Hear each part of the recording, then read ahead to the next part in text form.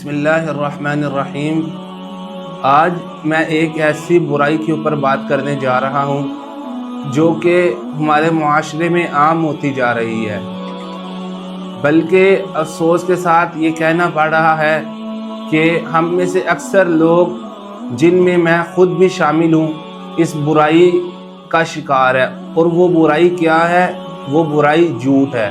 اللہ رب العزت نے قرآن کریم سورۃ حج آیت نمبر 30 میں ارشاد فرمایا، وَاجْتَنِبُوا قَوْلَ الزُّورِ، جھوٹی بات سے بچو۔ نبی کریم صلی اللہ علیہ وسلم نے صحیح بخاری کی حدیث نمبر 1903 میں ارشاد فرمایا، مَن لَّمْ يَدَعْ قَوْلَ الزُّورِ، جو شخص جھوٹی گفتگو کو نہیں چھوڑتا، وَالْعَمَلَ بِهِ، اور اس پر عمل کرنا نہیں چھوڑتا، فَلَيْسَ لِلَّهِ حَاجَةٌ، اللہ تعالیٰ کو ایسے بندے کی کوئی پرواہ نہیں۔ إِن يَدَعْ طَعَامُهُ وَشَرَابَهُ، چاہے وہ بندہ روزے ہی کیوں نہ رکھتا رہے، اللہ تعالیٰ کو ایسے بندے کی کوئی ضرورت نہیں۔